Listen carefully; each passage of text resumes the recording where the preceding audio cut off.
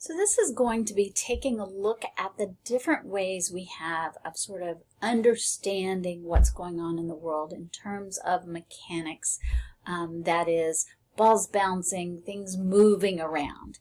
And so we used kinematics to start with. So this is just sort of an overview review. So we started with kinematics, and kinematics told us how things move, not why, but how. We described the movement. We described it with displacement or position, velocity, acceleration, and so we worked with those in kinematics. And then we've been spending our time really on what causes it. What's the cause? And so when we look at causes, we can think about them in terms of forces that are acting. So we have forces, or we can think about an energy exchange. And this is really what's going to drive our thinking about what it is that causes things to move, causes the world to be dynamic. I mean, the reason we need physics is that everything doesn't just stay still. We've got to be able to describe motion. Things are moving, time flows, and when time flows, things change. And so we started with sort of F equals ma, or we can write it, now we've learned that we can write it as F equals change in momentum with respect to time. But it's really Newton's second law, F equals ma. And we can use that for anything, but sometimes it's not as useful for other times. So we can use these force or energy exchange. They're valid all the time, but sometimes they're just not as useful. So we can say energy initial equals energy final. That's useful. And then finally, we've introduced this when we have the option. We can say momentum initial equals momentum final. And so what I want to do is compare when we use these different things, when some are more useful than others, and when some things are true and some things aren't true, or we just can't figure them out. So my preference when I'm looking at a problem to decide how I'm going to approach it, I like to use energy conservation. And the reason I like it is because there are no vectors. Okay? So that's often the place that I start, is can I use energy conservation? So energy conservation always holds true. So it always holds,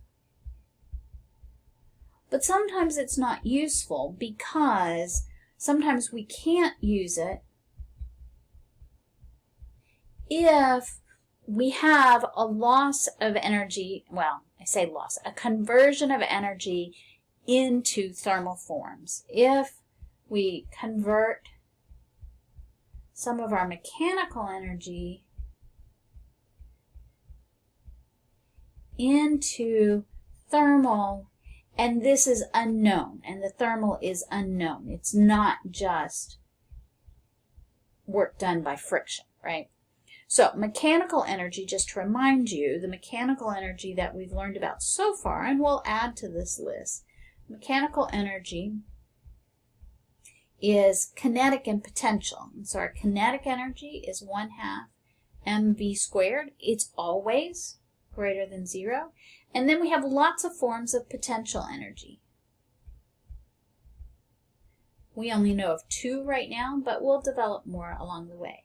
We have the gravitational potential energy, which is mgh or mgy, and we can set, I'm going to use y because h tends to feel like it can't be negative. So you set your y equals 0 wherever you want. So it's possible this can be negative. Can also be positive.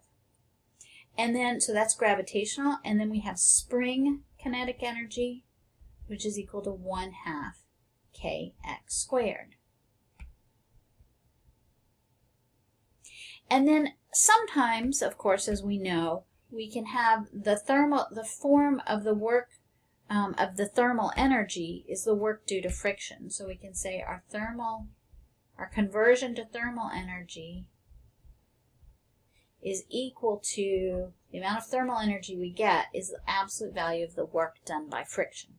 The work done by friction is the friction force times the displacement, and that's negative because friction is opposed to the displacement.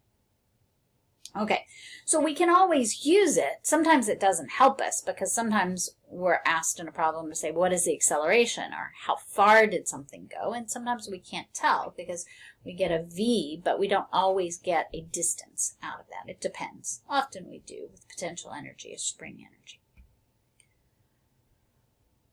So when can we use conservation of this other conservation law, conservational momentum?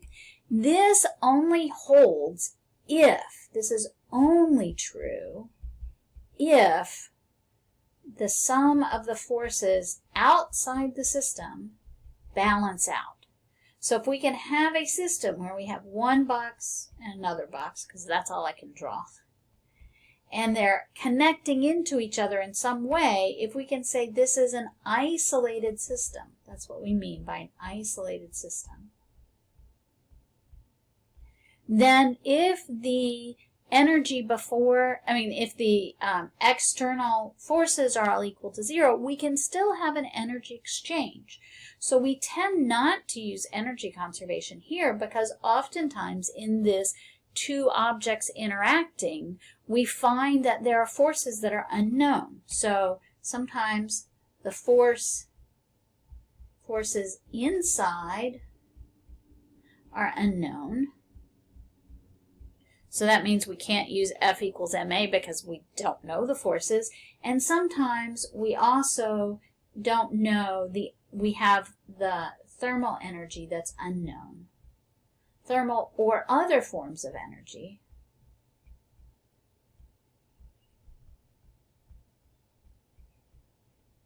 are unknown. In other words, when we've got two objects coming together and they stick and they end up at rest, you saw this in some of our examples, then they had kinetic energy, they had mechanical energy, and it all went into some thermal energy that we haven't measured, we don't know anything about it. It was deforming the putty and heating it up in order for two things to stick together. It could have resulted in some sound. It just went into forms that aren't easily measured. And so in that case, we can still predict something about what happened, but we can't know as much as we can when we're in this situation of energy initial equals energy final, or even using Newton's third law. So this works often. Often this is where we go if we don't know all the information. The forces inside are unknown, and or the energy is unknown. Okay. Then finally, we can go back to F equals ma, and we can use this whenever, this is fine, whenever we know something about the forces, or whenever we know forces are known or acceleration is known. So if we know something about the forces between these two orange blocks when they're coming at each other, we know there's a spring between them, then we could use F equals ma. Now, sometimes this is not helpful. Sometimes we can find A, but then if A is not constant, we may have to stop there. If it's not constant, we can't use our kinematic equations. Those equations that we sort of started with were for constant acceleration, right? So up here we had if acceleration is constant, then we had these series of equations that look like x equals x0 plus v0t plus 1/2 at squared, v equals v0 plus at, and v squared equals v0 squared plus 2a delta x. These all assume that a is constant. So we can find out where something's going to go if we know the forces and find the acceleration, use our force diagram. We can use that to find out a speed or a distance that it goes if a is constant. If it's not, that gets harder. So if we have non-constant forces, so in general, if we have non-constant forces, we're often stuck over in this realm with the energy approach or stuck over in conservation of momentum. Okay, so some examples of what we can use where. Okay, these should look fairly familiar. And some of them we can do sort of more than one piece. We can, for example, look at a block situation where I have a block running into, say, a block at rest, and then it's falling off the table, something like that. So something hitting something else and knocking it off. And so we might do this in steps. We might say, okay, let's do conservation of momentum right at the collision. And then once it's left, we say, okay, now we can start, once it's in free fall, we can just do something with our kinematics or energy conservation. Right, energy conservation being the easier way because we don't have to worry about vectors. We don't have to worry about the velocity in what direction. Okay, so that's an example where we might link these two depending on what's going on. And up here, we don't know anything about the interaction between the two objects. But then once it's gone, we can apply something else. Okay, so that's that situation. If we think about the sort of the loop-de-loop situation, where we have something like this, and it's going to slide down and go around a loop like that, we can use, and in fact it would actually have to be higher, we can again do a sort of two-part approach where we can say how fast, how high does this need to be? We can say like, what's this height so that we can make it through the loop up here? Well, we can use energy conservation. We can say energy initial equals energy final. And that's fine, but we also then need to include forces, because if we want this to go through the track, so go along this path and then keep going, then we're going to be looking at a situation where at the top we need this to stay in contact, right? If it's gonna, we want it to, whoops, at the top, stay in contact. And the question about staying in contact means that we need the normal force to at least be bigger than 0, okay? And so that says something about how fast we need this to be going up here. And so we have to go back to force diagrams and say, hey, wait a minute.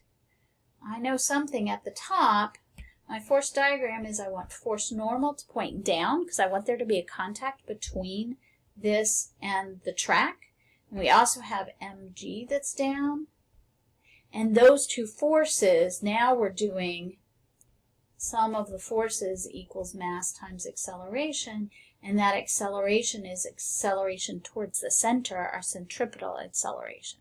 So this is a type of situation where, again, we do it in two pieces. We would say energy initial equals energy final. And the reason we would use energy here instead of forces is because we don't really know anything about the shape of the track. So our normal force is going to be tilting. Our component, the acceleration, will have changing acceleration here. Here, and we'll have changing acceleration on the loop. And so for all those reasons, to figure out sort of the height we need to make it around the loop, we actually have to do this in two stages. Okay, so we have different ways we can handle this, but we do it in pieces. All right, one last example is a situation where you can have and this is a situation, this is something that's used to sort of measure speeds coming out of guns. But you have a bullet that comes in and hits a block and embeds and then makes this pendulum swing up. And so again, if we want to know something about the speed here, which is one of the ways it's used for this bullet initially coming out of whatever's shooting it, you have this bullet coming in, hitting the block. That's an interaction where you don't know much about the forces. I mean, you know the bullet's going to burn through that block. You know you've got thermal energy. In fact, you get some char if it's wood, so you've heated it up. And there's friction, which you might be able to measure, but you also might have, if it's a lead bullet, it might actually melt if it gets hot enough. But we can say, right in this region, we could use momentum initial equals momentum final. And we could find out that final momentum, that final speed, by saying, let's do this part of the problem as an energy conservation. We can't do momentum conservation here because there is an external force of gravity that's pulling it down, but we can certainly use energy conservation as this pendulum swings up. And so again, if we know this height, then we can say, hey, this height, this mgh, is equal to this speed once the bullet is lodged into the block. And then from that, we can work backwards. We can find the final momentum there. And then from that, we can find the initial momentum of the bullet. So we can combine these approaches depending on what we're interested in. Again, here, we use conservation of momentum because we didn't know about the interactions. We use conservation of energy because it was easiest, and we have a tension that's changing of the rope that's holding this block, for example. Here, same thing. We used energy because it's easier and the acceleration is changing, but we then need to use a force because we wanted something to be true about the forces. We wanted there to be a normal force at the top. And then finally up here, if we have something that's running into a block, again, we can use momentums conserved very briefly just for the right before and right after the collision, and then analyze it in a different way. So this hopefully helps you get an overview of where we've been and sort of why we've been this direction, because we're trying to analyze motion. And I realize most of the time in the real world, in your future career, you're not going to be analyzing blocks that are running into each other. But this kind of analysis, thinking your way through, okay, what information do I have? What don't I have? How can I apply that? And then, is an energy approach appropriate? Am I going to be looking at momentum? What's driving the motion that I'm seeing and the change over time?